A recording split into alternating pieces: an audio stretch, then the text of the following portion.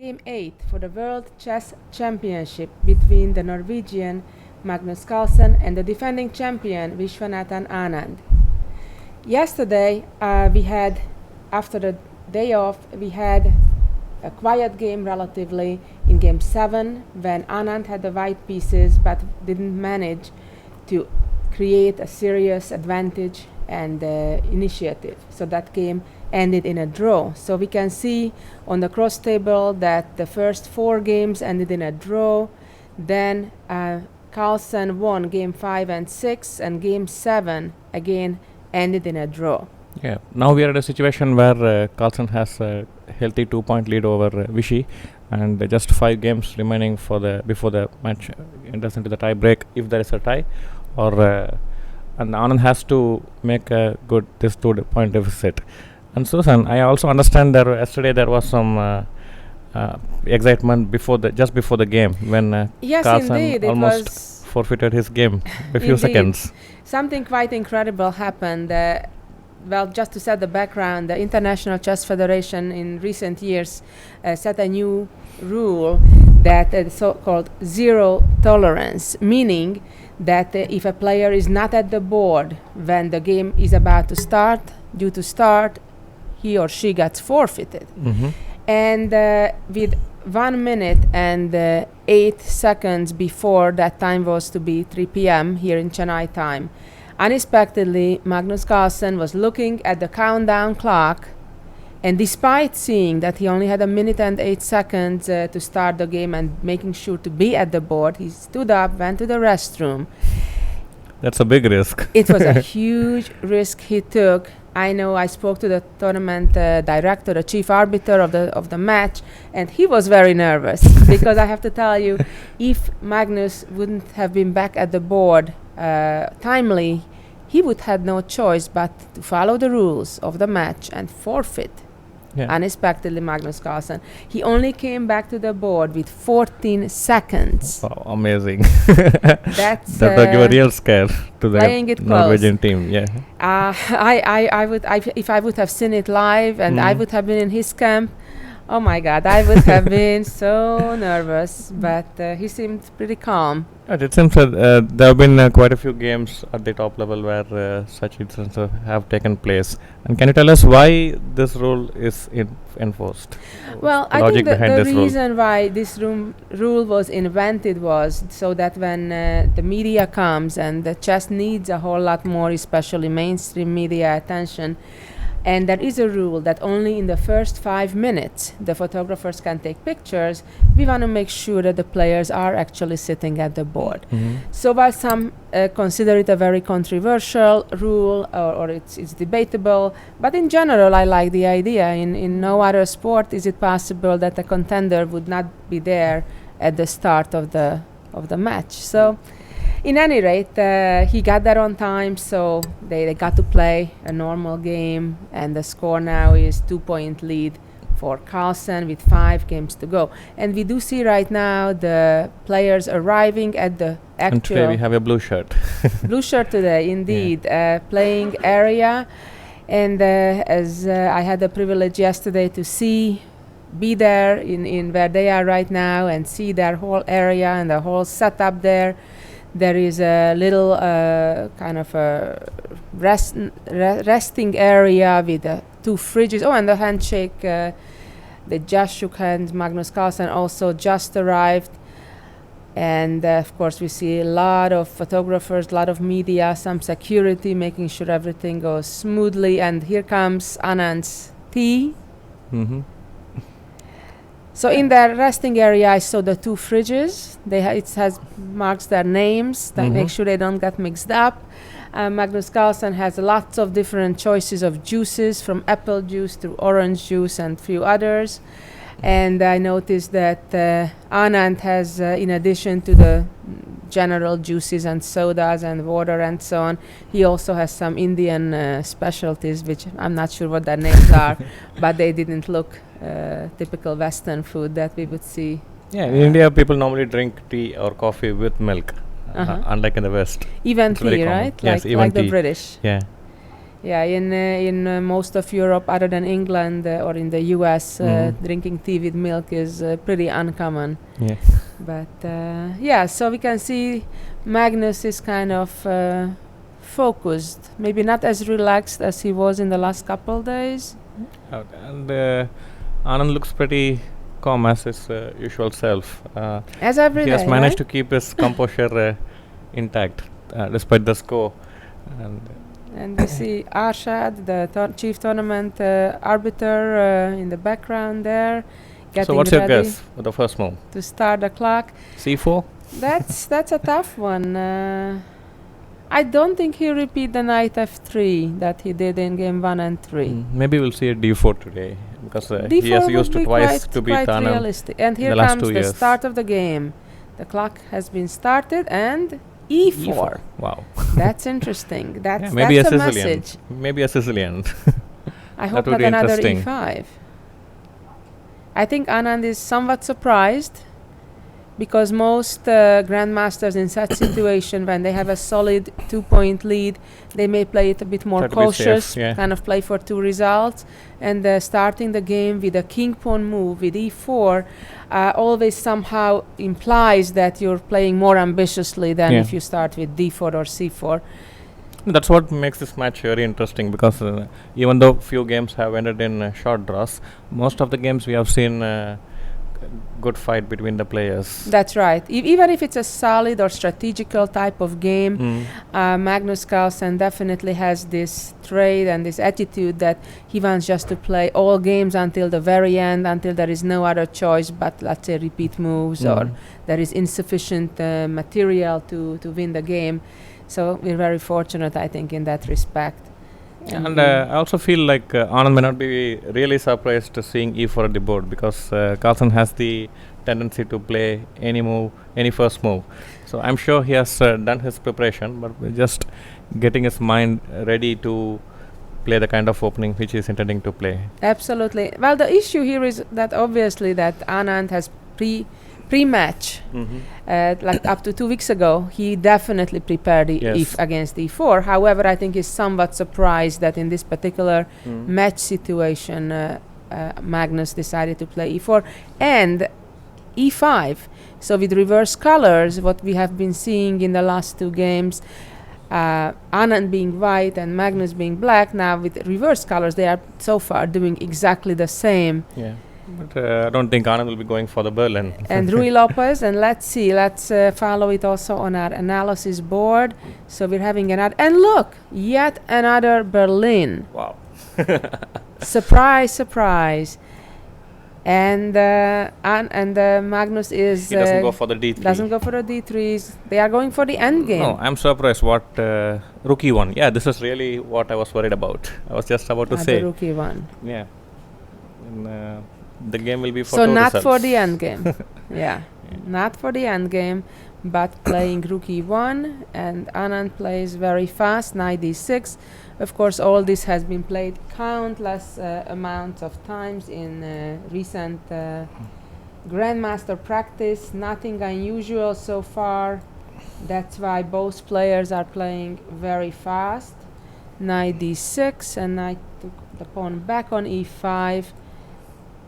Bishop to e7. Let's just show real quick. If instead of bishop e7, let's take back those last 2 moves. If black would have taken the bishop on b5, which was on pre, then after the knight c6, that's a discovered check.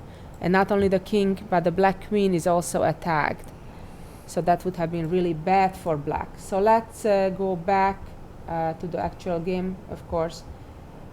Anand didn't fall for that simple trap but played bishop e7, and after the black bishop got to e7, the white bishop was already under attack, so that's the reason why the bishop retreated all the way back to f1. And we have another couple moves. They are very well prepared, both of them. Knight traded on e5 and the rook traded back. So for now we have a completely symmetrical pawn structure. Of course, still most of the pieces on the board. And black also has castled, so both sides have castled, and the purpose, of course, of that is to keep the king in a safe position. And Magnus played d4, occupying the center square with the pawn. Maybe we would see bishop f6 Bishop f6 would be a very natural move, certainly, to get knight f5. kick the rook back. And one of the issues that black will need to solve soon is the situation, indeed, mind reader, of the bishop on c8. And for that, I think black would want to move the knight away from d6, so then the pawn from d7 can also open up, and then the bishop can get out. Yeah, or you could alternatively try to play b6 and get the bishop to b7. That's the alternative, indeed. But I think black needs to be somewhat careful. If black would choose to play with the b6, that white may play c4 and d5 and kind of close up that diagonal, perhaps. Right. Yeah, something like. So the first 5 minutes are over, which means the photographers need to stop taking pictures. That's the rule of the competition. And the chief arbiter is waving with his hands, making sure all photographers stop taking pictures. The security is also assisting in making sure that happens. And Anand is ready for his next move, as indeed you predicted, chasing the rook away. So now the rook needs to retreat, and without thinking, the rook came indeed back all the way to the first rank, which is actually a picturesque position. We can see all of the white pieces on the back rank.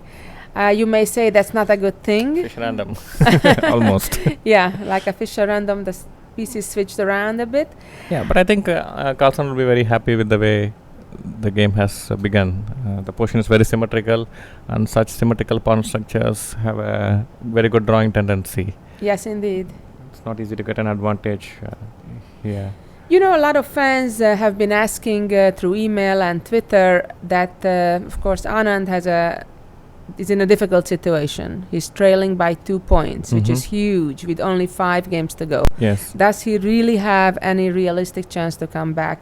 And obviously, it's a clearly uphill battle. It's extremely hard, but it's not impossible. And it kind of reminded me of probably the most famous match in the history of our game between Boris Spassky and Bobby Fischer back in 1972.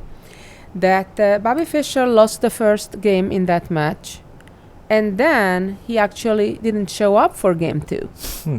So meaning that he was trailing by 2 points. And even though that match was a best of 24, so it was certainly a different dynamic in that sense, but nevertheless, in the next 5 games, Bobby won 3 of those next 5 games. Wow. And that's so a great comeback. Exactly. So for all the Indian fans and Anand fans, don't give up hope. You never know. Bobby did it, so maybe Vishy has a chance as well. And we have another move yet again. Vishy played rook e8. It'd be interesting to know Anand's perspective with regard to the choice of his openings in this match. At times it's kind of puzzling for the positions, the kind of positions which has been aiming for. And probably the opening choices, the big influence of Petlico. What is your suggestion? What do you think about this? Yeah, indeed. Given the match score, it's a bit surprising that he's not taking more risk. But again, he has a black game, and maybe he hopes that after tomorrow's day off, he can then really do something surprising and aggressive with white.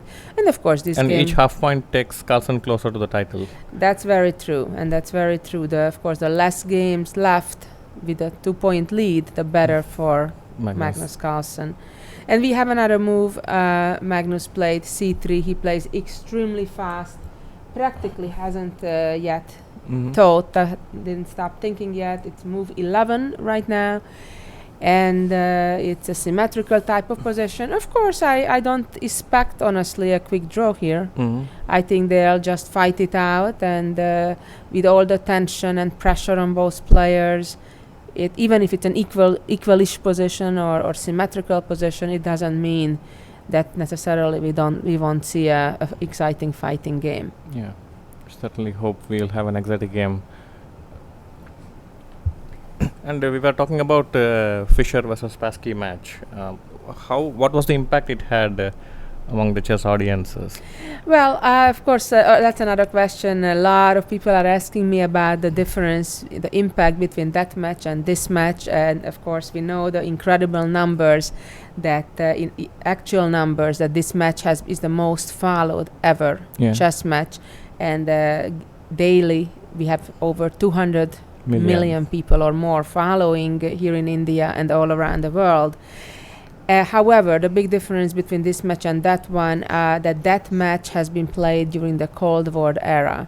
And it has been portrayed as a political battle between the two superpowers. So in that sense, obviously, probably this match or no other future match can be compared, because we just won't ever have, hopefully, another Cold War era. So it was huge. That match was definitely huge, but this is also huge, and as I said, in actual numbers it's even bigger. So and have you met Fischer before? Actually, I did. I had the fortune to spend quite a lot of time with him, in fact. When he played his second match, exhibition match with Boris Spassky back in 1992, 20 years after the World Championship match.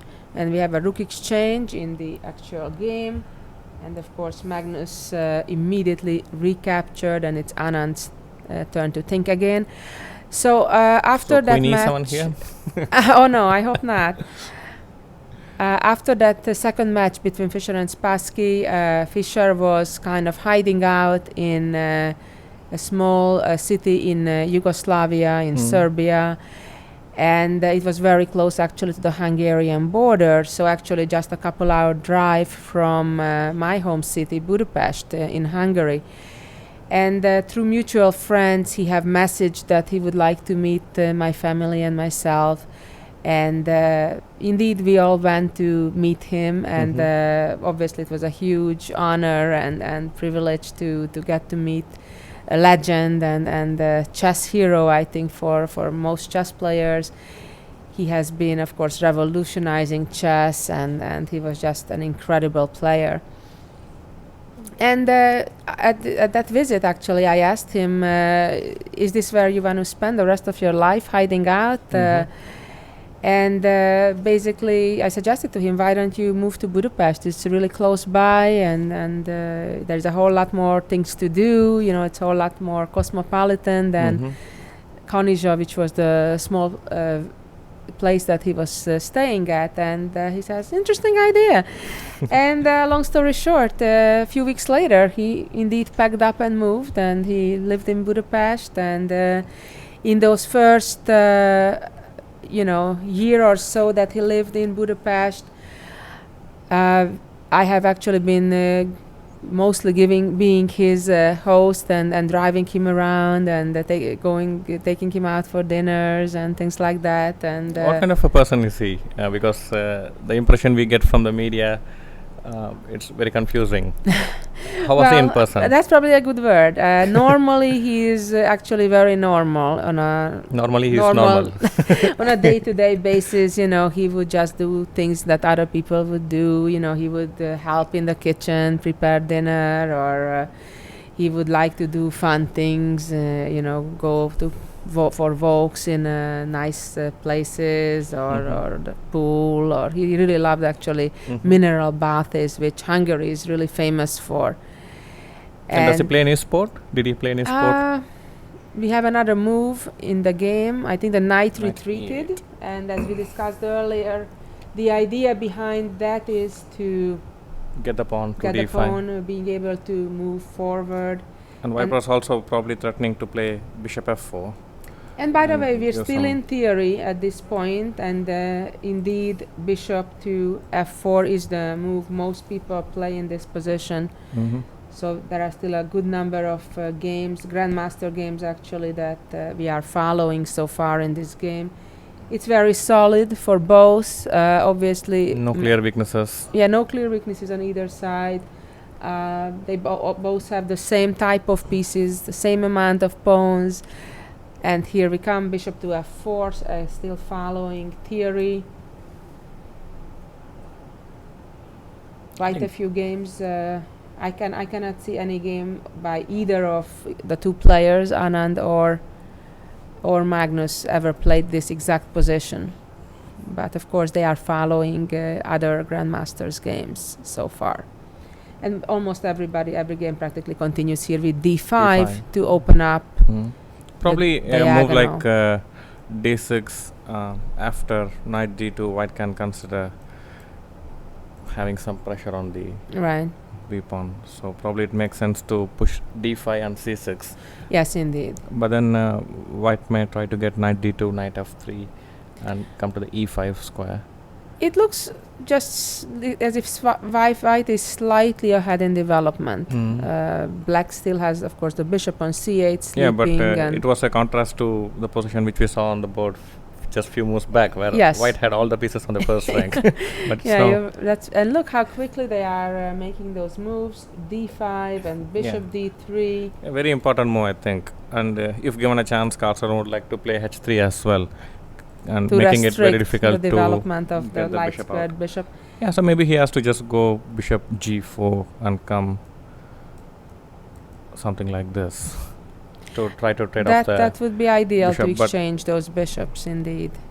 So all this has been played before. I'm seeing 3 different moves that have been tried here for black. Most commonly, black plays g6, I suppose, with the idea knight to then g7 play and knight bishop g7. f5. Same idea to trade the bishop with bishop Yeah, that f5. looks, and the knight can come to e6 later on. Right. And there are 2 other moves that I've seen being tried were bishop e6, simply developing, looks a bit passive. Passive, yeah. Or the other one is actually c6. no, queen e7, Wow. trying to trade the bishops. The queens. I'm sorry. That would be really Disappointing, yeah. disappointing, yes. And we have g6. g6. So we are following theory.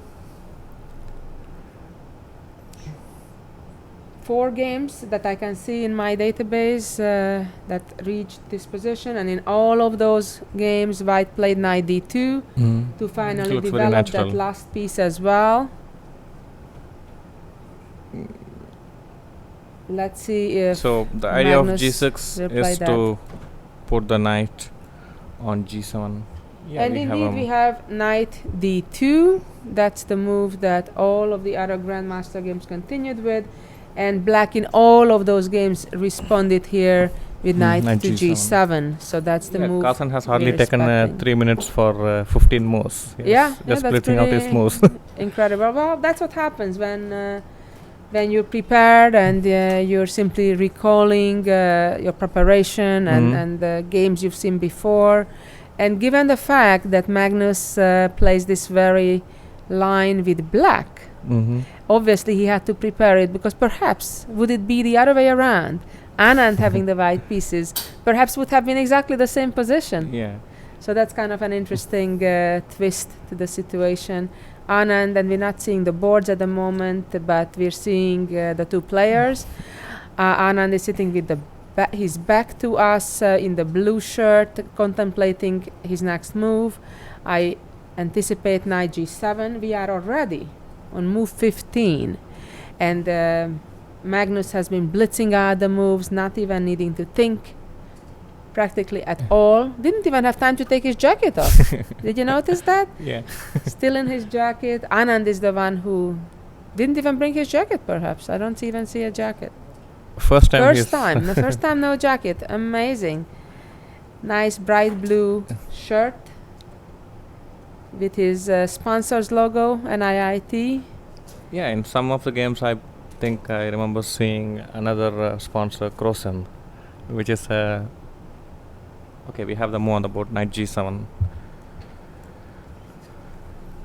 Trying to get the bishop to f5. And here the different grandmasters, the 4 different grandmasters that maybe reached this position with white queen chose e2. 3 different moves. Queen e2 indeed being played twice. Knight f3. Knight f3 was tried in 1 game. Bishop e5. No, knight f1 was Knight also f1. tried in 1 that's game. interesting. I have sad news in the fact that all of All these the 4 games games ended draw. in a draw. Yeah. And we can see a close-up of Magnus Carlsen thinking. I think obviously he knows that those are the options that have been tried, Mm-hmm.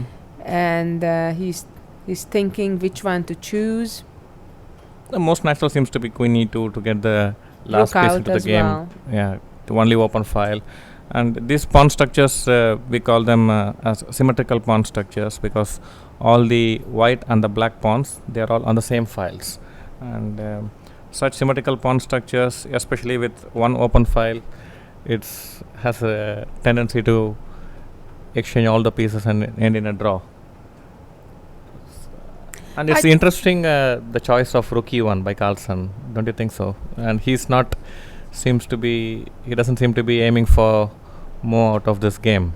Well, I think There's it was no very interesting smart Berlin. choice. I think I Tactically, yes. like his choice because that Berlin endgame actually, Mm. as we've seen, when he had the black pieces in game 4, Yeah. actually he had a much better position. Mm. So that's not so harmless actually, even though the queens are off the board, as people would think. So I think this is a safer way to play for him. And yet we'll see if he'll actually try to play for a win in this game, or just kind of try to play solid and not to lose. But knowing Magnus, usually he's not playing for a draw typically. But he's probably just taking a little less chance today, considering that he is very close to wrapping up the match. And he's playing with the black pawns, and he We played have the queen queen e2. e2, which is the most commonly played move here. So this is all the way move 16 already. Only 2 games that I can see in my database that reach this exact position. One is Rosenthalis against the Cuban Grandmaster Brusson this year, earlier just a few months ago.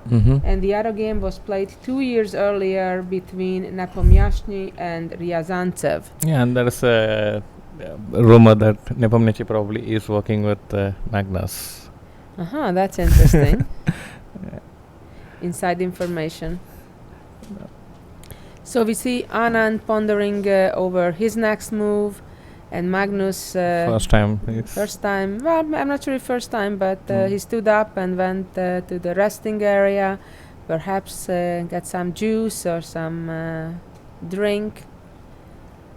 It was interesting to see when I had the inside tour yesterday of the playing area, and I think later on today on our show it will be shown that they have the bathroom that they all both share, as well as the arbiters, but they have their own designated bathrooms, and they have actually their nicely embroidered towels by their names. Wow. Yeah, so it's pretty nice touch A for personal the touch. players. Yeah. Yes, I think it's perhaps a first in a World Championship match. Susan, coming on general things, like we haven't talked about your famous sister Judith. Yeah, of course, my baby sister has grown up. I remember her from just coming home from the hospital and changing diapers and growing up as a little girl. But when she discovered chess, she kind of fell in love with the game very quickly. She started. Did all 3 of you start playing chess at the same time? No, actually, interestingly, my parents concluded that it was kind of too early for me to start at 4, and Judy didn't start until 5, actually. The reason why my parents thought that 4 was too early because they felt that the time put in to teach a 4-year-old is not in proportion with the results. So the maturity of a 5-year-old is just more time. Time spent is likely to be more productive. Yeah, more productive. So, well, it seemed to work for Judith. Even though I have to say she was a pretty slow starter, and it took several years until it became evident that she really has talent for the game, or it got developed, that talent. Of course, that's a whole other argument, whether it's talent or hard work. And my family in general believes that the hard work part certainly has a lot Bigger larger role than the talent part.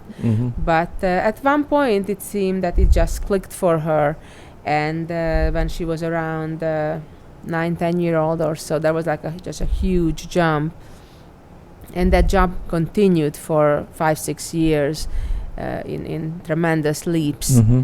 And at 15 she broke the world record of Bobby Fischer as of becoming the youngest grandmaster at the time in the world. Wow. So going back for a moment to our game, we are at move 16 of game 8 of the World Chess Championship between the defending champion Viswanathan Anand of India against the Norwegian challenger Magnus Carlsen, who is back at the board right now. The score is 4.5, 2.5 for the Norwegian challenger's favor, and this is game 8. Magnus is white, Vichy is black. It is black to move right now. So far, they are still in theory. They haven't yet deviated from the two famous Grandmaster games that have been played, and neither did Vichy deviate with his next move. He just played c6, and that means that the queen is freeing up. Mm-hmm. So because, for example, if the queen would have moved and then to e7 and the queens would have been traded, then black would have lost that pawn on c7. So next move, the queen could go to e7 if chooses to. Of course, white may play Rook e1. Rook e1 looks like a very natural move, and that's what Magnus played. And interestingly, that's a new move. Wow. In neither of those other two games, white played Rook e1. In one of those games, white played bishop to e5. Mm-hmm. And the other one, quite surprisingly to me at least, white played knight b3, which I don't think would have crossed my mind actually. But okay, so Rook e1, that's the move we're seeing, and I think now we're out of theory as far as I can tell, unless they may have some other game to their in their database, which I don't. But very natural move, Rook e1. It's an open file, and it now prevents black from opposing with the queen and offer the trade-off queens, because now white has a majority control on that file. So I would expect Anand to take a little bit of think right now, since to play or not to play bishop f5. yeah, exactly. Presumably he's out of his book, and of course that's usually a time when players would spend a bit more time on the position. So bishop f5 is very natural move. Knight e6 could be an option, although I don't really like it because it locks in the bishop kind of. So bishop f5 is objectively the best move. The most logical for sure. So let's talk a little bit about chess in India. I know that the following is tremendous of the match here. Viswanathan Anand is a national hero, and the match is televised, as we know, and the following is fantastic, phenomenal, over 200 million people. It's just a huge number even to say it. And I know that a lot of people actually kind of got attracted to chess for the first time. And I was wondering, for all those Indian young children who would like to get started and maybe join a club or learn more about chess, where should they go? Yeah, normally in India we have 28 states. We call them the states, and each state has its own state chess association. So wherever you are, you can try reaching them over phone or accessing their website. It should be easily available if we Google about it, and we can contact the association office bearers, and they should be able to give us the information about the tournaments that is happening in their own states. And each district, we have district chess associations who can also help in identifying the chess academies where your children can be put in. So we have many chess academies all over India, and basically you can try enrolling your child in one of them which is closest to your place of residence. And we have plenty of tournaments for children, and in India we have the system of age group championships, which is we have the under 7, under 9, under 11, 13, 15, 17 and 19, which is the age group championships separately held for girls and boys. So you can try letting your children play in those championships and try to become state champions, and that's normally the usual way. Most of the chess players in India, they try to make a career out of this. Yeah, and I know that, of course, Indian chess has been definitely got a big boost with Vishy Anand becoming world champion. He won actually 5 classical world championships, but he also won rapid world championship. Yes. So, of course, he made a huge impact for chess in India, and I know there are a lot of very talented young players in India. They have a lot of success in the World Youth Championships in the different age groups.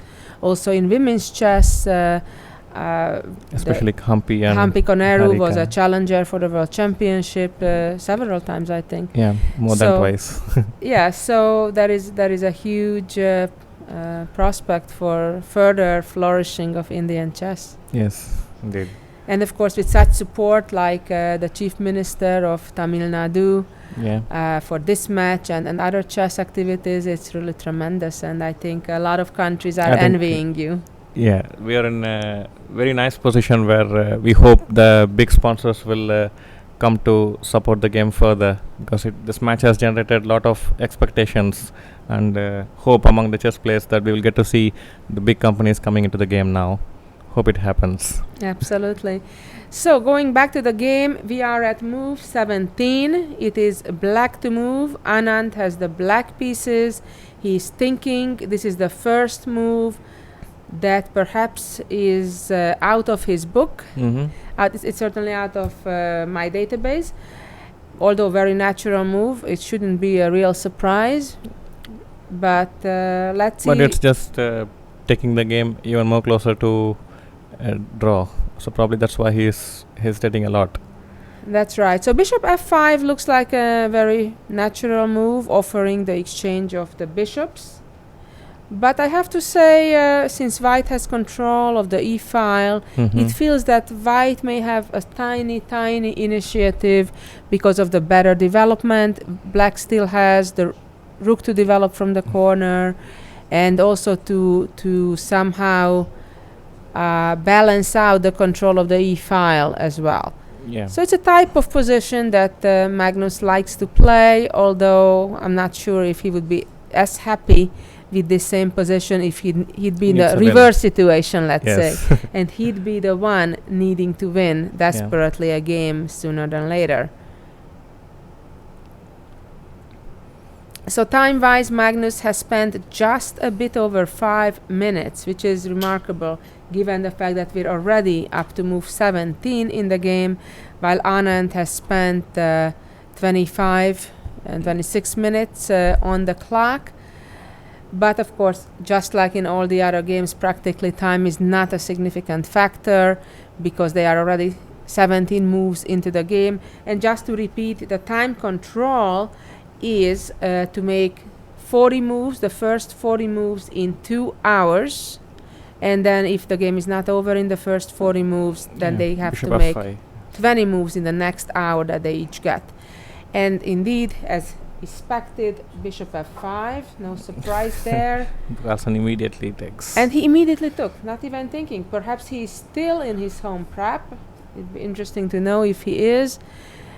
And of course, it's not much of a choice. Black should never take with a pawn in such situation to ruin the pawn structure. Doubling up the pawns would look really ugly. You want to keep your pawns in separate files next to each other, not one pawn on top of another. And Magnus played immediately. Again, played knight to f3, going towards the center of the board, go to e5. Very symmetrical type of position. Anand now needs to solve the issue of his rook still sleeping in the corner. Yeah, maybe you could try knight d6 or queen d7. Queen d7 probably would invite knight e5. Right. So the only thing that I see that is going for Anand here actually is the fact that those central pawns are blocked and the pawn structure is kind of defined with that. and it's generally in the favor of the side who has the bishop of the opposite color of those pawns that are highlighted right now. Why? Because the white bishop can basically never ever attack the black pawns that are opposing the white pawns, while potentially sometime in the future the black bishop will have the opportunity to attack the white pawns that are kind of stuck on being dark squares. So that's a very theoretical advantage that black has. Of course, white has many options here, potentially simply trading those bishops with bishop e5 right now. Yeah. Of course, the more pieces that come off the board, the closer we get to a draw outcome again, or simply the fact that we're still far from the end game. Yeah. And until it's still middle game, of course, that has much less of a importance in the game. Yeah, and if and Anand is about to make another move. He almost touched a piece, but changed his maybe mind. knight g7, knight e6 is trying to relocate the knight and block the e5. It will be interesting to see. Maybe knight d6, knight e4 to centralize the knight. But now he's hesitating. He's taken his hand back. So we're up to move 19 already. They are playing super fast, almost as if it would be like a game 60 instead of a traditional classical game. And Susan, can you tell about the youngest world champions? Actually, so the far? youngest world champion so far has been Garry Kasparov, who became the champ, and he played knight g7, indeed, as you suggested. So the youngest champion has been so far Garry Kasparov, and the second youngest has been Anatoly Karpov. How old was Kasparov when he became the world champion? 22. And Karpov was 24, and Mikhail Tal also 24. And then long way back, Emanuel Lasker was 26. So in recent times, it was Karpov and Kasparov who were the youngest champions. I don't think that if Magnus were to win, he would become younger than Kasparov, because he'll be literally days before his 23rd birthday if he wins the championship. Yeah, it's interesting. Even Vishy has his birthday coming up next month, the following month, indeed, December. both of them will be within days, literally, in celebrating their next birthday right after the match. So we have a new move with knight g7. The knight has retreated, and the knight wants to go to e6 to very perhaps strong square.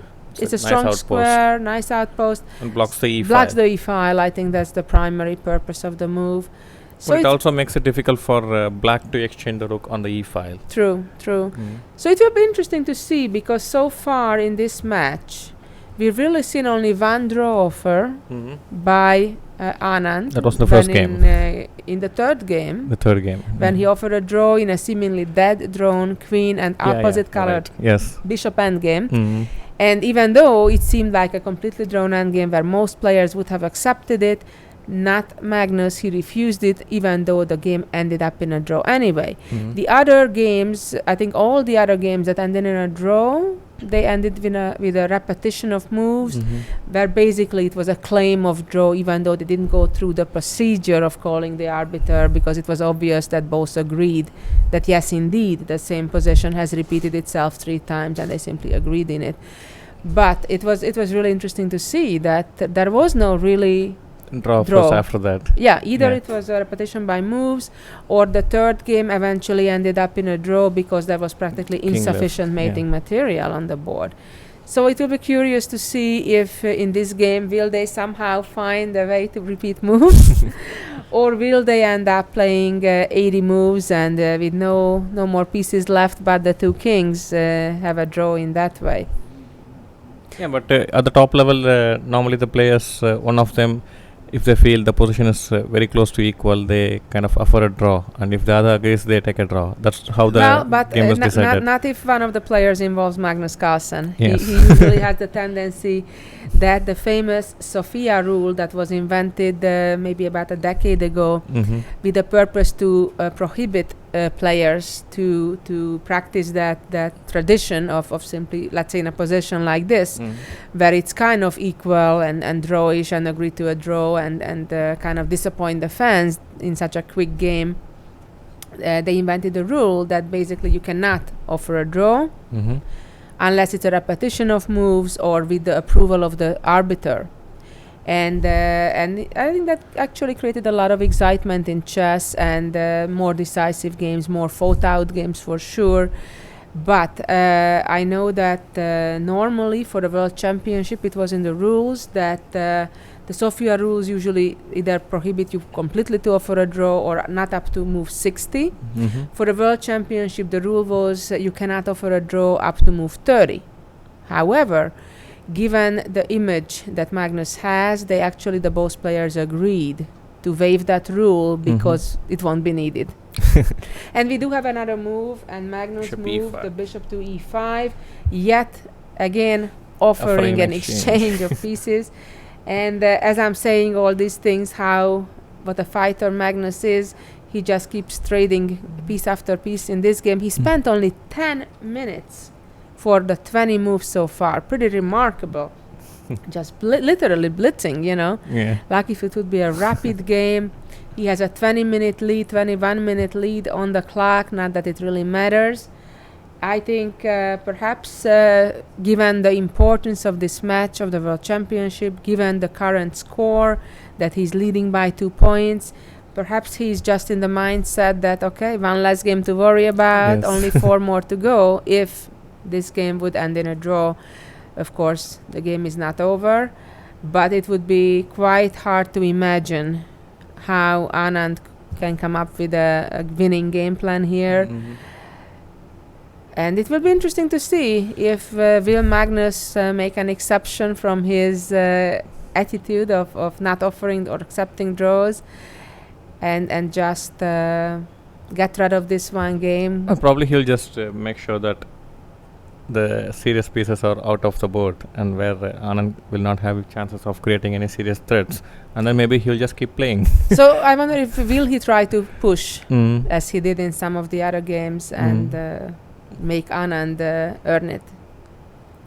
Yeah, that would be interesting. And Susan, you have also worked with many young children, and Yes, tell me indeed. your experience about it. I have worked with completely beginner children from the age of 4 all the way to top grandmasters rated 2700 and beyond. At Webster University, we have in fact 9 grandmasters that I'm working with regularly, and obviously it's quite different to work with the beginners versus the grandmaster. Which is the level most difficult players. one, to work with the children or the grandmasters?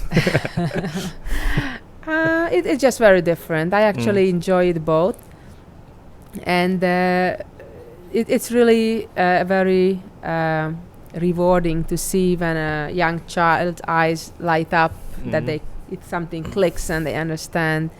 It's a pleasure as well. I have to say I really enjoy working with our top grandmasters on our team. It's a real pleasure. They are really super fast in their thought process and really motivated, and I think we really enjoy that. Yeah. Actually, I'm being told that the statistic that I mentioned earlier wasn't quite accurate, and Tal was the youngest world champion at 23, and then Kasparov broke it. So Karpov was 24, Tal apparently was 23, and Garry Kasparov is keeping that honor of being the youngest world champion ever, and Magnus, I don't think, has a chance to break that. And when we're talking about teaching young children, what do you think is the major role which a coach has to play? Is it teaching chess aspects alone, or something else? Well, I think it's really important to look at the whole picture and not just chess moves. First of all, to motivate the student, I think, is perhaps the most important thing. The second most important thing is obviously to give skills and show the right direction on what to work on when the teacher is not with the student. And also to prepare, once the child is ready for competitive play, to prepare the child for the psychological aspects of the game and the different rules of the competition and the different tricks opponents may pull off the board as well. So it's really important, I think, to have a well-rounded coaching and not just show moves. Yeah. Another, I think, very common issue is that a huge mistake that a lot of inexperienced coaches do to focus on the openings. Mm-hmm. And as you know, it's and we see here as well with Magnus that the openings just do not play far as much important role as many people believe it does. And I know that has been one of my big challenges when I was still running my chess school in New York City and was teaching a lot of beginner intermediate level players, when parents believe that, well, the game starts with the opening, so shouldn't that be the most important thing? And no, absolutely no. I have to tell you, it's the biggest misconception for people who start out playing chess, that they devote so much time to learning, memorizing opening lines, and it's practically a waste of time. Yeah, It's Susan, we it's have a tweet on the board. Ektastical. Can commentator GM Ramesh talk more about his past chess developmental history?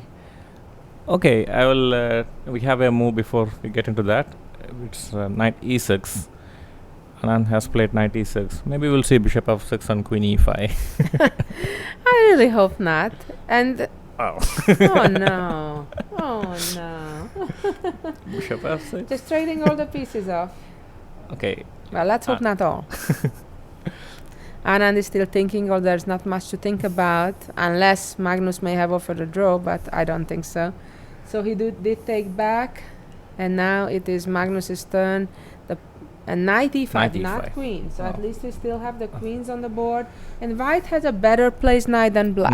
More space. More space. So if I would have to choose, I would certainly pick white. Not to say that white is better, but it's a tiny bit more comfortable, I would say. Yeah. And Magnus stood up from the board again, went back to the resting area. So let's go back to the question. Tell us all about your chess accomplishments. You, of course, have won major events. Tell us about your biggest Yeah, I started successes. playing chess when I was 12. 12? Yes. Wow. I was That's almost a veteran quite- before I began. Quite late. Yeah, that was quite late because unfortunately for me, Anand could not become a grandmaster earlier than 1988. That was when I started learning So the how basics. how did you discover chess? Okay, my brother is international master Prakash, and he was already a state level player at the time. But I was more keen on cricket, like all Indian kids. In fact, Did I you went actually for play or just watch? Yeah, I used to go for cricket training as well. Oh, At okay. YMCA. We have a club which teaches cricket for young children, and fortunately or unfortunately for me, coincidentally, when Anand became a grandmaster, I also had an injury in my head Oh. while playing cricket. I was hit by a cricket ball, Oh, and sorry to I hear that. felt it's not safe anymore for me. I needed to choose a safer option, and You know, that's how I came to chess. that's so interesting, because you're not the only grandmaster who Mhm. I talked to and asked Who them had some problem with the head? No, before no, taking to chess. no, that's not what I meant. That the reason why they started playing chess was that they had some kind of accident or injury, and they were in the Mhm. hospital, and they were bored to death, Uh-huh. and they have to do something. And It's actually, less chess, boring. yeah, chess is something they can do on a hospital bed, Mhm. or when they are restricted in their movement, and that's how they discover chess. So Mhm. that's kind of interesting that you're Yeah, back another then. one of those grandmasters. Back then, we did not have any chess academies or chess coaches in India, and we did not have many tournaments as well. The tournaments were very far, and it was not happening as often as we would have liked. So, and we did not have chess literature as well. It was very expensive to get the chess books in India at the time. So I used to go to one of a legendary person, Mr. Dakshinamurthy, who is in Chennai. He has he has given out his house for people to come and play chess for free. So I used to go there every day morning and stay and play blitz against other chess lovers who come there. And basically, my style of play and the speed, I normally play very quickly. It all was because of this, because I learned chess by playing plenty of blitz. That's how I improved my chess. And he also had a good collection of books at his home, and the first book which I studied was Aliken's Best Games, and it had a huge impact on me, because Aliken, he gives a lot of importance to opening preparation compared to the past masters of his generation. So I developed a love for finding creative ideas in the opening stage, trying to find new ideas which can surprise the opponent. And his style was also very aggressive, and he was more a concrete player when compared to like Capablanca, who is more kind of intuitive.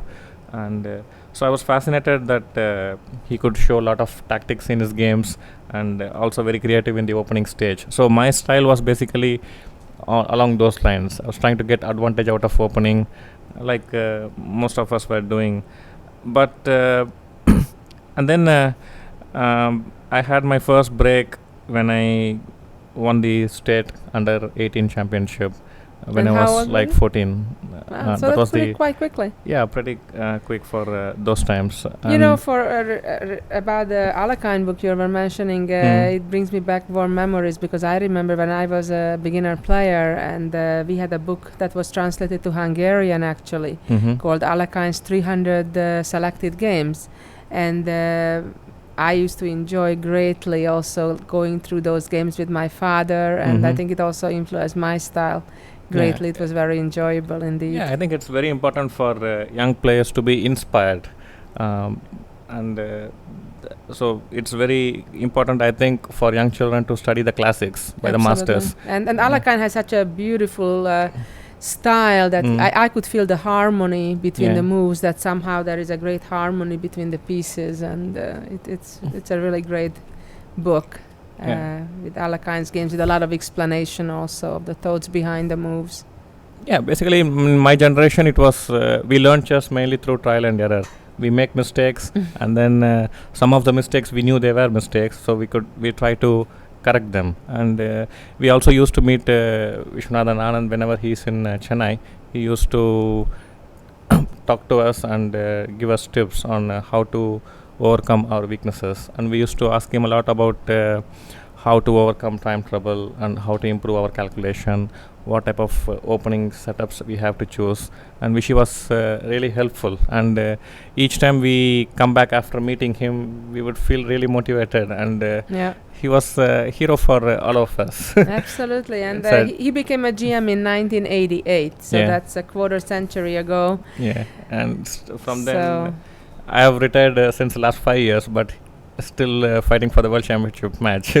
It's pretty remarkable. Pretty long that career. Vishy is my generation, and it's actually quite remarkable that he's still there. And I retired years ago from the competitive play. Yeah, he was my hero, and he's still my daughter's hero as well. Yeah. So many generations he has impacted. Yeah. Absolutely.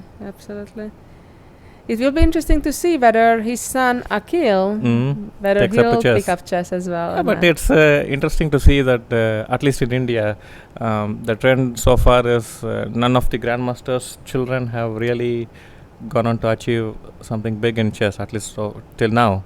Yeah. Let's hope the trend will change. So this we've been talking quite a bit, and Anand has been thinking quite a bit. We don't have yet a new move since then. He was thinking maybe 10 minutes or so already, I think, on this move. Yeah, probably White would like to play G3 and F4. Perhaps. I don't see a direct plan or threat. I see a cheapo, but obviously that's just a wish world. If the black king right now would move to the corner, we can show that trick just for our beginner fans. Here, king h8, then knight can take the pawn on f7, and then white wins a pawn with this little combination. But of course, this would never happen in this level. The king may go to g7, or black may bring the rook to e8 perhaps. Yeah. Those would be kind of the most natural moves that come to mind. Yeah, it would be interesting to see whether Anand expected rook e1 before playing. But it doesn't seem like it's such a big deal. It's just a different move, but I don't think it's a move that really causes much difficulties for black. Yeah, but given the situation that he should keep some dynamic play in the game. Oh, you mean the first rook e1 on the fifth move? Yeah. Okay, not the new move, rook e1 on move 17. Maybe he was expecting the endgame, Endgame. Yeah, even so, I think But it's really hard. I can tell you that I know that when I was, for example, at the World Cup recently, as a second for some of our students from Webster University, like Limley or Ray Robson, it's really hard when you're in a situation when you're in a must-win situation with the black pieces. If white wants to play solid, and in those cases, of course, when it's only a 2-game match, so if white won if black won the first game, meaning there is only 1 game left, that's it. Not like here there is still a little bit of wiggling room, 5 games to go, but there was only literally 1 game, a must-win situation. So it was really, really hard. I know when we were preparing to come up with a reasonable game plan that doesn't burn all the bridges and yet gives realistic chances to win. And it's a hard situation, especially against a well-prepared opponent, grandmaster like we had there, or obviously here Magnus Carlsen. We know that Magnus does not have the reputation. Oh, he's almost falling asleep there. He finds odd poses to sit for a world champion. Looks like a good picture to take. In any case, Magnus does not have the reputation of openings being his primary asset. But with that said, obviously, he is very well prepared. And for this particular match, I'm sure he's even better prepared than in general, because he knows he only has to play that one same opponent every day. So it's a little bit more limited of the openings that he needs to prepare for. Yeah. Compared to playing in a tournament where every day he would play a different opponent. Yeah, and coming back to the role of the general things like role of parents, what kind of a role parents are expected to play to help the children? Well, ideally, parents would support their child's passion, and if, let's say, it's chess. Is it important that they have a knowledge, at least some basic knowledge about the game? Some basic knowledge helps, but it's not necessary to be a chess master. Or for example, I'm not sure whether my parents still know that whether I'm a grandmaster or an international master, or the distinction between the two. I'm not really sure. So it's not necessary. I think even if you look at Kasparov's case or Bobby Fischer's case, I think even in Anand's case, his mother, I think, plays a little bit. I mean, but they are by no means very good players or competitive players. So again, a little bit, I think, helps just to kind of understand what your child is going through. But and of course, it can save some money if a parent at least knows some things about chess, can read a book with the child and enjoy it together or learn together. That's what my father did while he was a hobby player. He never really played in competitions. He enjoyed learning together with me and teaching me from books. And I know that Magnus Carlsen's case, that Henrik Carlsen, who is his father, he is a pretty decent player. He has been playing tournament chess before Magnus ever was interested in chess. I don't think he reached the master level, but a little bit below that. So he certainly could enjoy taking Magnus to tournaments, so it wasn't boring for him. In fact, I think initially they used to play together in the same tournaments. And he's absolutely, I think, very much enjoying the whole process of playing the supporting role for Magnus. And I think that's ideal when your father is appreciating what you do, can help, at least in the beginning stages, what you do. But by no means it's necessary in order to become a grandmaster. And I think very soon we'll take a break.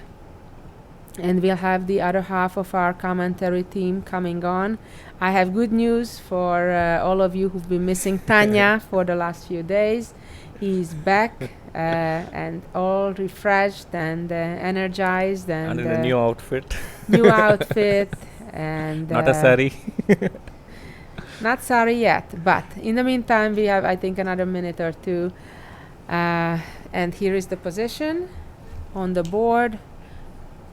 Anand is still thinking, and we are changing our commentary team Let's see if Magnus will push for a win or we'll just be happy to have one game less. And here is Lawrence and Tanya to continue with the explanations of what's going on. And we'll be back. Hello, good afternoon everybody, and welcome. I hope you've all brought your pillows and your duvets because well, this isn't the most exciting game I've ever had to cover, let's put it like that. It's the World Championship match, game 8, Carlsen Anand. Symmetrical position, symmetrical pawn structure, pieces are the same, not much going. Hi Tanya, how are you? Hi everyone, good to be back. But I have to admit that I was expecting this game to be a bit more exciting when I got back. Right. A lot of you guys are. Oh, we've got a quote of the day here. I don't know a damn thing about chess and how, and yet somehow find myself here watching it live. What a strange night. Okay. Chess has I that don't know who effect that in is, people. but, well done. That was on YouTube live coverage. Of course, this has been streamed on YouTube, on the official website, on various other sites as well, TV here in India, TV in Norway, and so on. But I'm glad to see that you're enjoying it. We have a Berlin, Tanya. We've had another Berlin. I really thought Vichy was going to go for it with the Sicilian. It's high time he started doing that, considering he's -2 right now and we have only 5 games left. Yeah. Every day we hope that the game is going to get very exciting, but somehow it's not. No. Well, Magnus has swapped all the pieces off, which you can't really blame him because, it's Vichy the one who has to win now. Right. It's not Magnus. He doesn't need to take any unnecessary risk. Right. And of course, Magnus, in the position as it is a teeny weeny bit better because he has got better control of the only open file and he's got a horsey in his opponent's camp. Horsey? Did you just say horsey? Yeah. It's a horsey. It's a Right. horsey. And,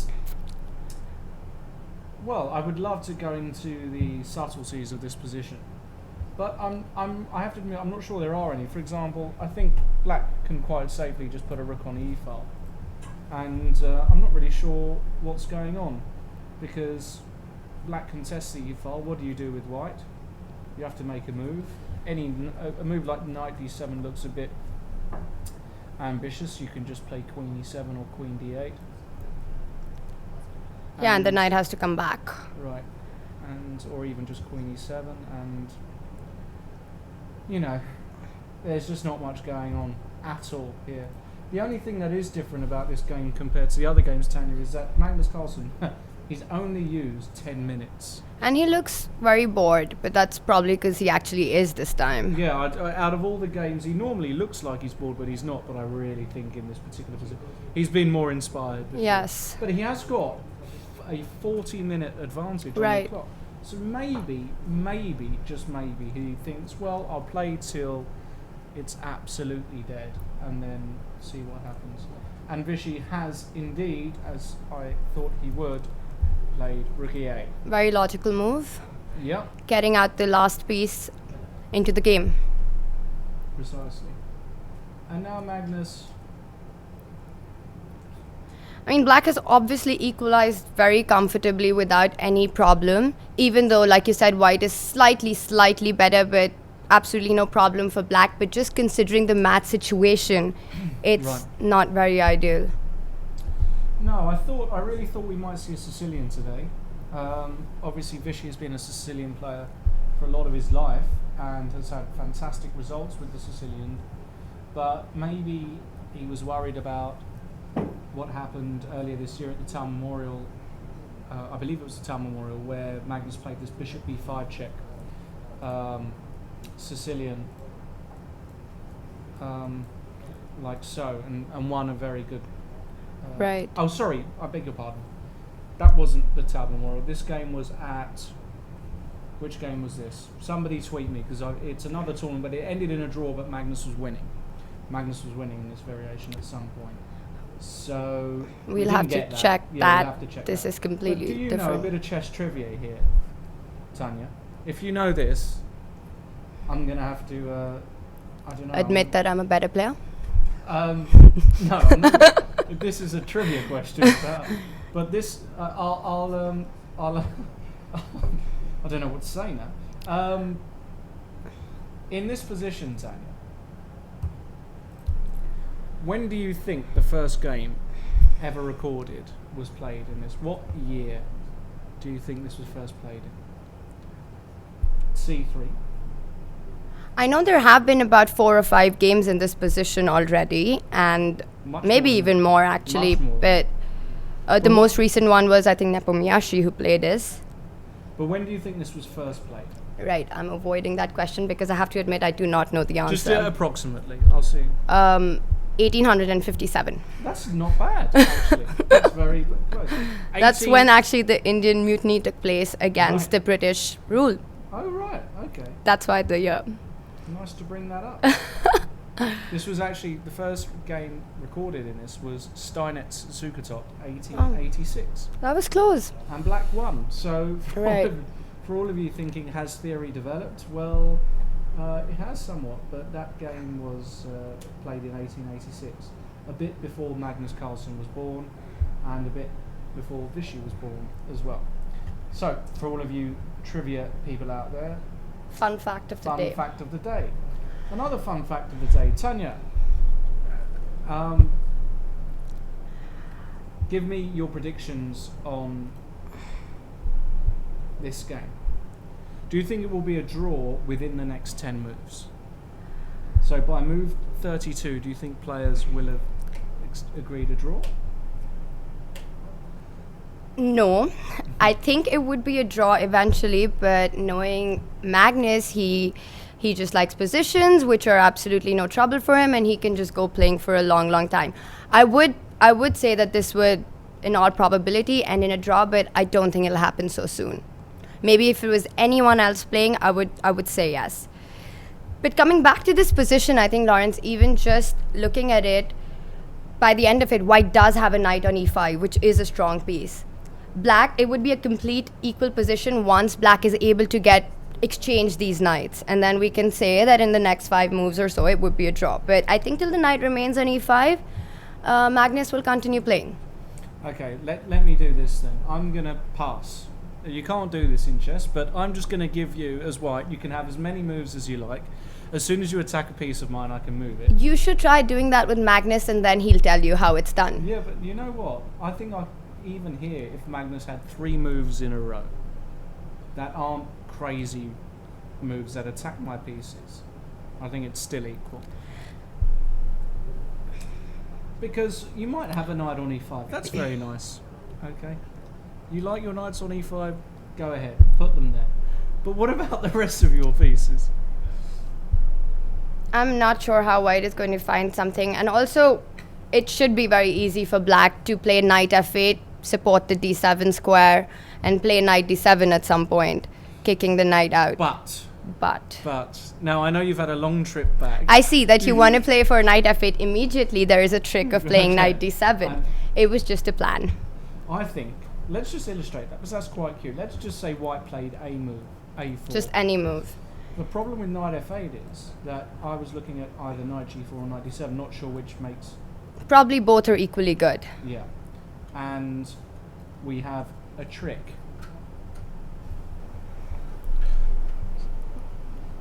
I'm hoping everybody has been hearing what I've been saying for the past 10 minutes. I've just managed to switch the mic on, so all of you haven't heard me. I'm hoping I got picked up on Tanya's one. Either way, you haven't missed much, I'll be totally honest. But this is a nice little trick. Right. Rather, even knight d7 works, but knight g4 might even be cleaner because I don't put my knight on pre. And if you take my queen, I'd take your queen with check. And I win a whole exchange. Right. And I laugh my way to the bank. Literally. So, that's not going to happen. Rook e8 was played, and we do have a move. Well, knight g4. Now, this was one of those moves I was talking about, Tanya, where I am allowed not to pass here. I can move my queen. Yes. All right. So where am I going to move the queen? Back to d8 or something? g5, d8 probably looks sensible because now I can play. You want to play knight g7 and exchange pieces. The more you exchange pieces, the closer you get to complete equality. And if you go queen e5, let's just try that. Because at least that threatens knight f6 check. Yes. Well, here I can... For example, if knight g7, you play knight f6 check. So, but there is... Right. So, knight g7, okay, there's one little trick here. Knight f6 check. Knight f6 check. And black takes on f6. Black can take the knight and take advantage of the back rank problems that white has, because after queen takes queen, rook It's takes e1 mate. is checkmate. This is pretty. And if the king moves, well, that's no good because we can take that off. We can also play knight h7 check and come back knight f6 just to win another pawn. Right. But not important. So basically after queen e5, black can play knight g7 and white can resign. Because he can't defend his rook. It's true. Or, hang about, There is queen e8. hold on a second, can we take it on e8? But it's probably still draw. And this is just a total... Rook e8 and knight f6 check. Yeah, this And black's a bit better.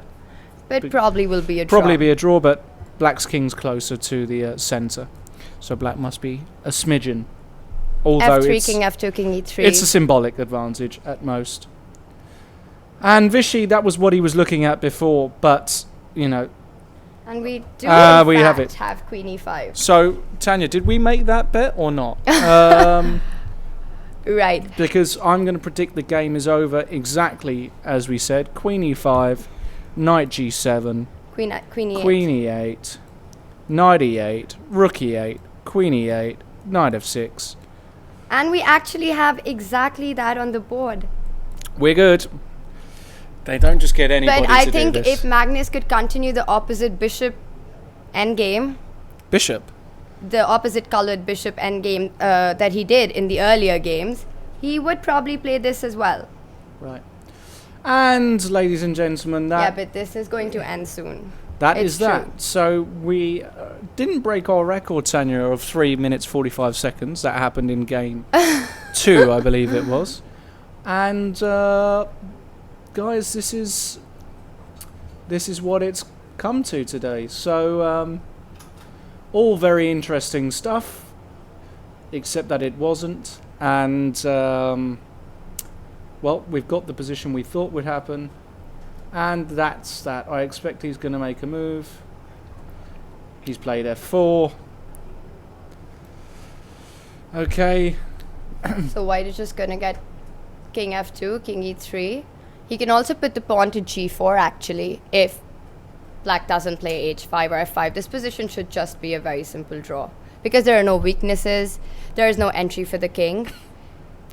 Yeah, I don't think we have to discuss this one too much. Yes. So this game will end in a draw, and that will mean that Magnus Carlsen will only be 1.5 points away from winning the World Championship. And Vishy Anand, he's got a rest day tomorrow. There are no games tomorrow. And he'll be white after that. He'll have white, but he's got to show a lot more fight, Yes. in my opinion, if he's going to get anything. And I think they're going to end this game on a symmetrical way because they like doing that, these top GMs. I don't know why that is, so I expect g3, king e7, king I expect f2, king f2. In fact, he has played king f2. king e6, king e3. I expect the final position to be this. There have been a couple of moves which do not agree with what you just said. Oh, he's played b4. Okay. But he played b5, so... Oh, b5 and b4. Anyway, it's all irrelevant because Yes. just what happened? King f2, b5, b4, king f7, and maybe a little for a draw here with g3. I'm not quite sure why he's thinking. Well, one thing's for sure, the Berlin's a very good opening with Very black. solid. If you want to draw, it's a great Great option. opening to study. Yeah. Oh, he played h3. Okay. Well, he didn't want that. Okay. h3 played, h5 I imagine will be played by Vishy. He doesn't, or h6. It doesn't actually matter. I'm not going to suggest any moves because it's so dead. There is nothing but a draw happening. So because this position it's tough to actually talk too much about it. It's going to end soon. A lot of people have actually been asking us that what is the one thing about Vishy and Magnus that we could tell them which is completely not chess related. So you've been commentating a lot of tournaments where Magnus has played, and you've interacted a lot with him. So tell us something fun about him. Well, he's Okay. a wry smile there, and they've shaken hands. Tanya, you would have won the bet by one move. I think it went h3. I think they agreed a draw on move 33. So you would have actually won the bet. Okay, so the game's ended in a draw. Absolutely nothing to talk about in that game. If I were you, if you're in the United States, please go back to bed. If you got up early and you're in Europe, I apologise for that. That was a rather damp squib. But, if we're looking at things from Magnus's point of view, absolutely fine. Yes. Vishy is the one who has to prove something. And, he hasn't done that so far. He really needs to come out firing over the next few games. Otherwise, just it's 4 going to be... games to go now. It's going to be too late. And with every passing game, it's becoming tougher for Vishy to come back. I mean, he does need one win, psychologically, just to fight more. Well, no, he does. He needs a win not only to fight more, but to keep the match alive. Right. So we're going to be going to the press conference shortly. Just to go back to that question you said about make Carlsen. The day worth it for everybody. I would say he's got a great bluffing face. He'd be an excellent poker player, Magnus. Because he's got one of those very difficult face to read, whether he's happy. Like in his chess games, when you look at him, you don't know whether he's happy, whether he's sad, because he's got this same face. Yeah, he's got complete indifference and almost like a look of boredom on his face when he's playing chess. What about Vishy? With at least one-to-one interaction with him, I can tell you this for a fact that every time you talk to him, you literally learn something new. The guy knows so much. He's like an encyclopedia. He knows everything about everything. Even when he left for Spain and for Europe, when he was living there, he used to always follow what's going on in India and all over the world. So he's literally like an encyclopedia. It's a lot of fun to converse with him. There you go. Well, I'm not sure how much they're going to be conversing about the game today in the press conference. Let's hope it's short and sweet, because really, I mean, if we go through this game... Difficult to even point out certain situations where they could have any interesting lines that could have followed. I think Magnus decided once this opening had been played by Vishy that he was just quite happy to swap everything off, and and there's just not much to talk about in that game, I'm afraid, ladies and gentlemen. Well, we're going to hear from the players shortly. Remember, there is no game tomorrow, so the next game will be the day after, at the same time, same place. Vishy will have whites. He has only 2 whites left, so I'm expecting... We're expecting a lot more. Yes. Maybe this was his tactic all along, Tanya, to lure Magnus Carlsen into a full sense of security and strike at the end. I'm not so sure about that, but I guess he just did not get any chances in this game. The line was solid and no weaknesses were given. If it was the Berlin like the one that happened in the game before, I think that was still quite complicated, but this is very, very solid. Right. Well, we're going to go to the press conference literally in a minute or so. For all of you who want to interact with us, remember, even post-game, we can do that. Just use the hashtag Anand Carlsen and the hashtag FWCM2013. You can also download the app that we have, and we also have the Facebook page as well. So we've got lots of ways for you to get in touch with us. Please send us your comments on today. Were you excited? Were you thrilled? If you were, please restart using with your medication. Otherwise, anything about the match. Today's game, at least. Today's game, rather. Anything else about the match? Please send us your comments. Do you think Vishy can make a comeback? Yes. Do you think it's possible? I think if anyone can, it's him. Okay. Indian optimism here. Well, look, we're not going to rule Vishy out. He's world champion. Yes, and he has he's come been back. in this Yeah. situation before. No, absolutely. Look, he can come back, but he's going to have to play something different in the next game. I think if the next game, him with White, if he shows nothing, then that means there are only 3 games left. Magnus has 2 whites, and he would only need 1 out of 2. Yes. And you can see how easily Magnus can steer a game into a drawish position. So I don't think Vishy could play a Berlin for a start. I think he would have to play a Sicilian, and he has to go for it. At some point, he's going to have to go for it. Vishy will be white day after, so maybe he's not going to play e4 is my prediction, because then what do you do Really? against the Berlin? So what do you think he's going to play, Tanya? I'd say c4. You think he's going to play c4? Yes. C4? Yes. Has Vishy ever played c4? I'm not sure, but Surely think he's a d4 player. Anyway, he might play c4. We don't really know. I mean, That's- it's time to do something drastic already. It is time for desperate measures. Still waiting for the press conference Still, to begin. I'm not sure why they're taking so long to get up there today. I can't imagine they were actually talking about the game for so long. On the topic of World Championship comebacks, did you know that when Fischer and Spassky played in 1972, the first game Fischer lost. The second game, he made some crazy demands from the organizers, which were not fulfilled, and he actually did not show up for the game. Right. So he started with -2, Right. but he went on to win the World Championship. Yeah, but he won a game quite quickly thereafter, didn't he? It's true. And there were a lot more games. There That weren't only actually is 12. a huge difference, because I think there was something like 21 games in that match.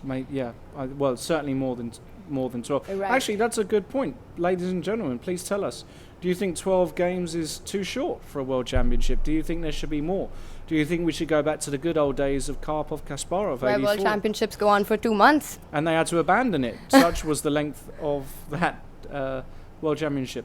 Do you think adjournments should still be around? For all of you who don't know, for example, in those Kasparov-Karpov matches, you could actually, after move 40, adjourn the game and go home with your team, analyse everything, and then come back? Or is that now impossible because of computers and everything would be worked out? Probably is. But all of your thoughts on these things, you can send us your messages and we will read them out when we are live, at least.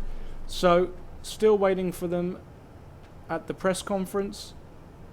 Still haven't. Okay, they still haven't come. Maybe they're having a cup of tea together, Tanya. I'm not so sure. I think yeah, apparently they are. We just got information. Do you think they're They're sharing discussing Oh, they are discussing. Okay. the Then- very interesting game that they just had. Yeah, I'd love to talk more about the game. I really would, people. But I feel like it doesn't really. Everybody's been tweeting asking if Vishy can make a comeback in this match, and it's quite an uphill task for Vishy.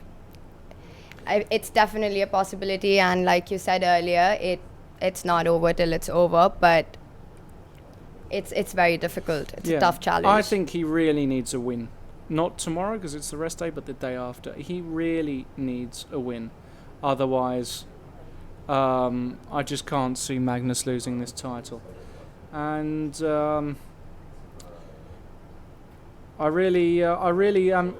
hoping as a chess fan for a fight. You know, I want to see blood on the chessboard. Not literally. Although I have got a funny story about that. Are you going to tell us?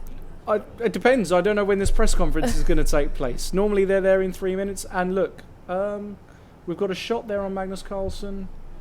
That looks like the Resting area. Right So- outside the playing. Now Magnus is hall. emptying the fridge. Now, I don't think those are bottles of beer. If they are, it might be. It's the day before the rest day. Who knows? They're waiting behind him. Is he legal to drink? Is he legal to drink? Well, he's 22 years old. I would In have some thought so. countries not. Really? Yeah, in India, for example, it's 25. Really? Yes. Oh, goodness. I didn't know that. Thankfully, I'm just past that. And they're waiting around now. You can see one of the chief arbiters, Ashot, standing there waiting. Not quite sure what they're waiting for. Probably for Vishy. Well, Vishy's there as well. Magnus, Oh yeah, he is. yeah. And we've got one of the hotel staff looking very smart in his jacket. Not keen on the button, but, you know. Maybe you could borrow it. Who for am I one to day. comment? Magnus now wondering, is he going back to the fridge for more? No, he's had enough. A few swigs is enough for today. And you can see that's the waiting area. Vishy They looking thoroughly don't excited. look. Yeah, Probably wondering what he's going to have for dinner. he doesn't look very happy. Doesn't look so happy. They're not talking, of course. Not because they're not friends, but because, well, I think they're just. There you go. Sneak preview into the exciting world of the Chess resting area Players. of a chess player. Yes. Guys, whoever wants to write a book on that, please don't. It won't sell any copies at all. Okay, now I'm hoping they're finally making their way up the stairs because there's only so much more nonsense And we're I running can out talk of things to say. There's only so much more I can talk about that is Relevant or interesting. yeah, or even none of the above. But just talking anyway. So I think we're going to get a picture pretty soon of these guys. Again, all of you who have got up early in the morning, apologies for, well, I don't know why I'm apologising. It's nothing to do with me, but I feel bad for you getting up at 3 in the morning to possibly tune into this because it was over so quickly. Also, I think, Lawrence, you made a really good point. Again, coming back to comebacks, because that's all people have been talking about, because that's the situation of the match. That when Vishy did play Topalov and Gelfin, and he was -1, he actually won his games immediately right after. Yeah, well, that was the difference, right? Yes, that does make a huge difference, because the more time that goes by psychologically, you think more about it, it becomes that much more difficult to get over Right. your loss. Exactly. So that I think that was the big difference between this. I think that game that Carlsen won, and then for Carlsen to win again, was such a heavy blow for Vishy. So it all remains to be seen whether he can make a comeback. At this rate, I don't think I'm going to be making a comeback if I need to drag this on anymore. We're going to go to the press conference as soon as my man gives me the thumbs up. Of course, we've got a great technical team here who have set up this this studio, and everything has been running pretty much smoothly since the start. No big problems, and they're doing a great job. So I hope you're all enjoying the broadcast. Also, for all of you people who don't know this, that photo is actually the Chief Minister of Tamil Nadu, and she's given so much support for this match, and she's huge here. So you'll see her everywhere, and she's very, very well respected. So a lot of people have been asking about her. So this match is happening because of her. No, absolutely. We were thinking about getting a photo of you, Tanya, on the opposite side, but the sponsors apparently weren't so keen. All right, I promise we're going to go to the press conference within the next 10 minutes. Otherwise, I might have to bring the rope out and end things prematurely. Maybe we should play a blitz game. I'd love That to play could a be blitz. more exciting. That would be more. That'd be more exciting than the game today. It's true. That's for sure. Okay, we're getting crowds actually make their way towards the press room. So I think, finally, after 20 minutes of babble, we might actually be going there. I'm not sure what the hold-up was. Maybe there's some great story why they couldn't go to the press room straight away. Well, we're going to find out if there was, but this is quite strange actually, because they're supposed to, by contract, go there immediately right after the game finishes, and it's already been a while. Do you think their game was so dull and boring that they actually lost a few years? And that they might actually not have one. What, do you think they deserve one today? So yeah. No, of course they deserve. Are you saying that? I'm not really sure. Maybe they just stopped each other after it and said, well, we don't really know what to talk about. Let's stall for 5 or 10 minutes, because there's not really... I can promise you, if you ask them about the game, they're just going to say, yeah, nothing to talk about. So I think there'll be more generic questions about Vishy's comeback, bounce back ability, and so on. So they still seem to have not made it. I'm wondering, do you think maybe some beer was spilt on the stairs and they had to mop it up in health and safety? No, maybe he was actually having beer and Vishy is planning to do a case on him because this is India, legal age 25. Oh, do you think he could prosecute it? Oh, wow. That would be a turn up for the books. But of course, you'd have to get all the papers ready before the match ends. Maybe that's what they're doing. Oh, I see. I knew there was always a plan. So... We really need this press conference to start already. Yeah, we do, because we weren't expecting a delay this long.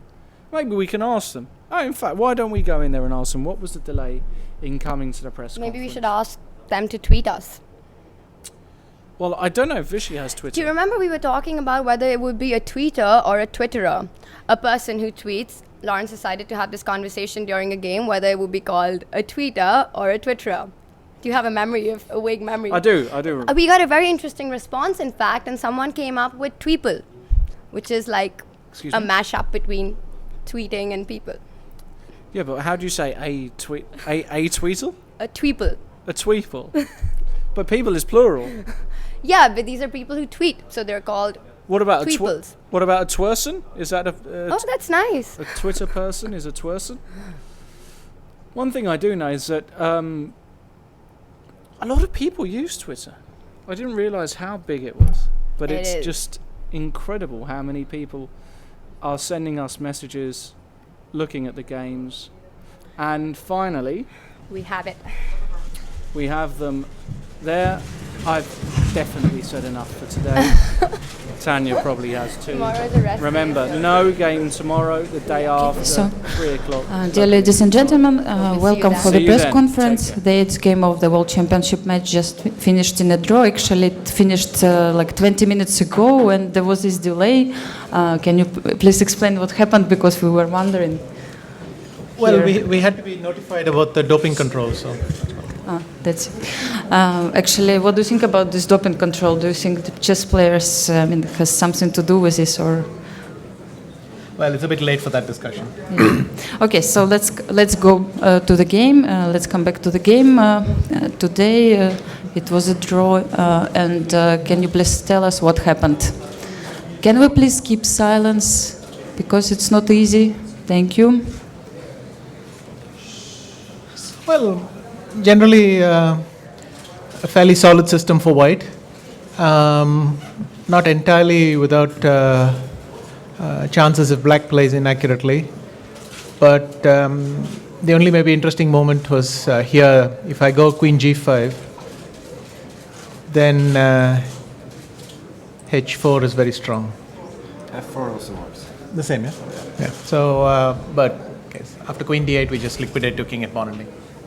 Yeah, Magnus, what about you? Your comments, please. Yeah.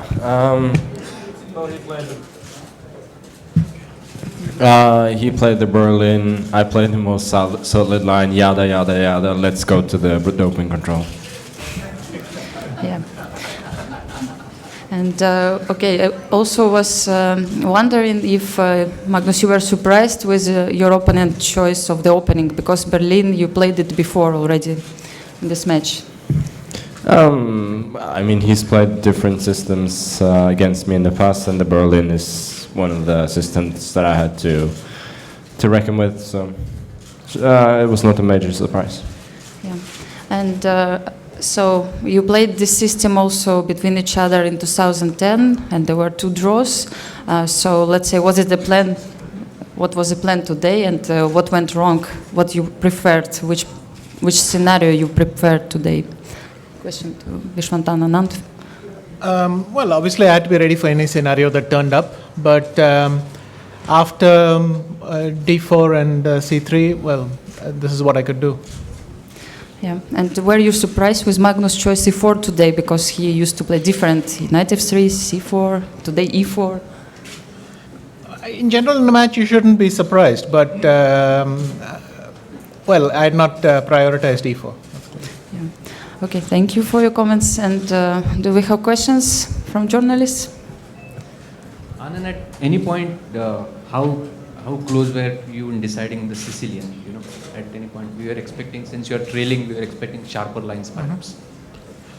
Well, the thing is, I didn't really know what his intentions were, and I mean, even the Sicilian, if you want to play a dry system, they're available. So it's not like there were clear options there. I thought a little bit, and I decided to go for this. Well, of course, the match situation speaks for itself, and it's my job to liven it up. But I guess I'll try in the next game. Okay, other questions? How happy are you with your opening preparation, especially by your seconds on the match so far? Yet to give any dynamic play that we are just looking out for some attacks on the kings and all that, and partially disclosed seconds and secret undisclosed seconds on your opening preparation. I'm quite happy with my opening preparation. This is not the time to start analyzing things.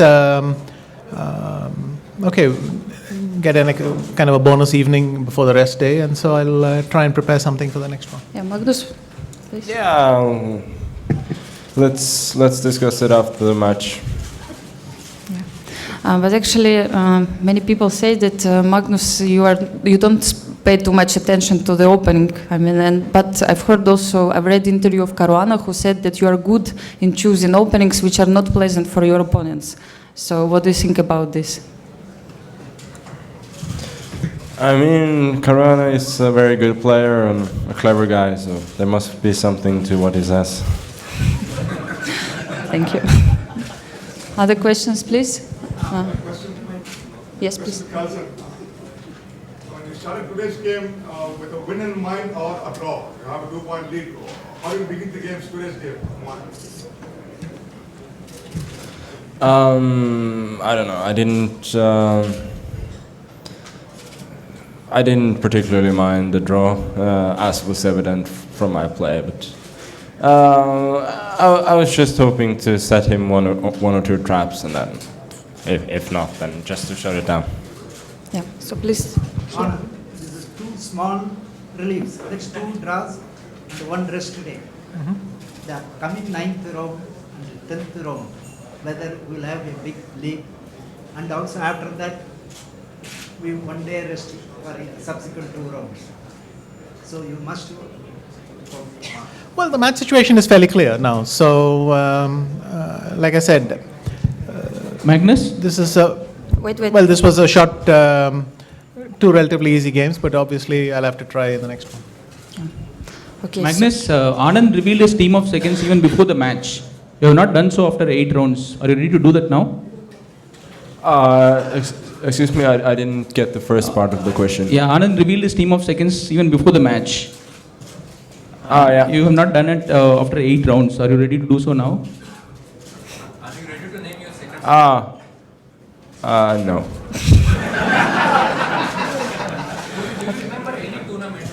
Sorry. Now another question, please, here. Okay. Remember any tournament where after 2 consecutive draws, you were this happy?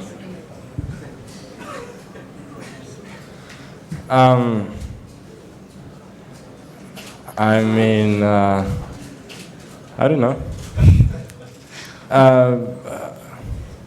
I guess when you play a match, it's a little bit different, but there's still a way to go. But for now, I'm doing fine.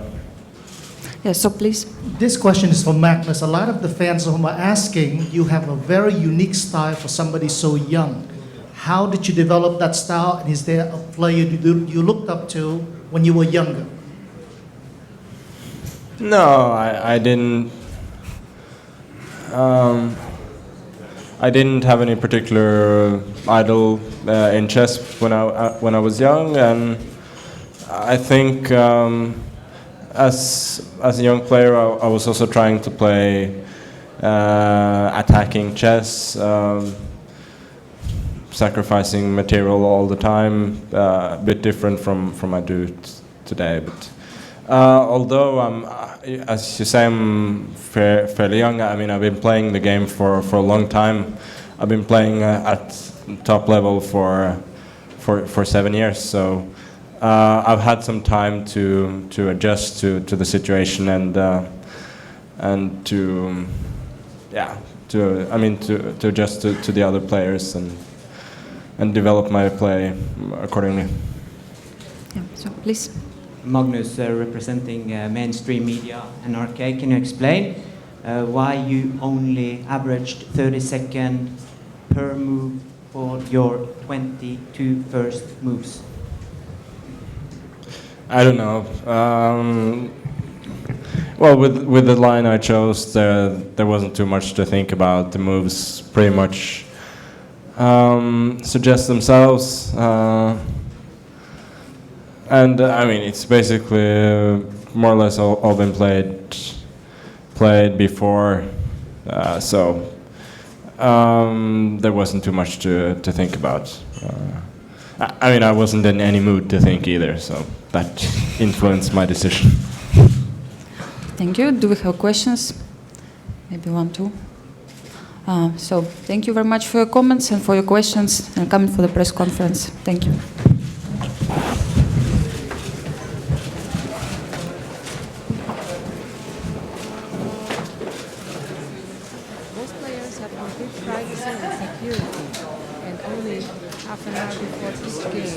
That the security opens the special room that goes to the elevator, which is only to be used by the players.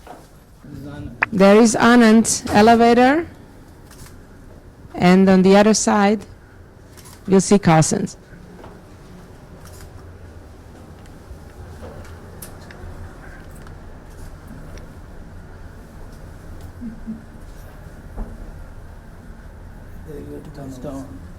And now we're going down to the actual playing venue in Anand's elevator.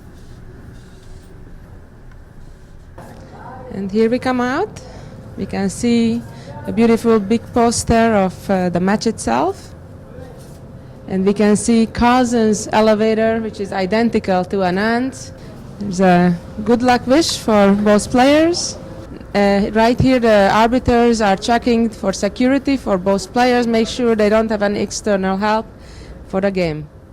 And here comes the arbiter himself, both of them, to get ready for their duties before the game, to check the players and make sure there is absolute fairness for both players. Right now, the arbiters are opening the door that otherwise it's locked, so nobody else can access the actual playing area for the players. And this is the area with refreshments, coffees, drinks, some juices, all kind of fruit juices I can see in the fridge. They have a separate fridge, each of them. This is the Carlsen one. We can see quite a few drinks. I'm sure he doesn't finish all of them during a game, but amazing variety, as well as for Anand, he has actually some snacks as well, not just drinks. There is quite a different choice of options for refreshments and snacks between the Carlsen and the Anand fridge. Okay. So this is actually the way to exit for the technicians, but it's also locked, so make sure nothing improper comes in here in between the games.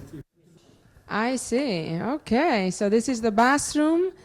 Each of the two players have their own towels with their names engraved, so it's clear which one is whose. And on the other side, we have Magnus. So we have Vichy and Magnus. That's very, very nice. Very a special touch for each player.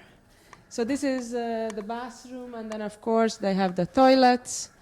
There are separate toilet for arbiter, and then on my right side we see the players, and on the left side there is the arbiter's toilet. So there is enough for everybody. It's 4 separate units in here.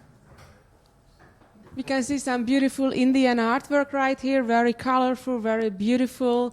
So it's certainly very relaxing for both players when they come back here and get a drink and maybe just get some extra inspiration from all this beautiful artwork. This is the table for the arbiters. This is where they sit, can observe the players. They can follow it on their screen, what is exactly happening at the board in addition to their direct view, and they can have the countdown as well. And this is actually where everything is happening. This is the table that hundreds of millions are watching from all around the world for the past 10 days and the upcoming week or so. 10 days. This is the table, this is the chair. Right now, this is the Anand chair for today. And Magnus Carlsen will sit right across him with the black pieces. We can see that that's the Carlsen chair, that's the back of it, which we do see actually during the game, even time to time, the back of the chair. And these are the remote cameras we can see right here in the middle, showing the board.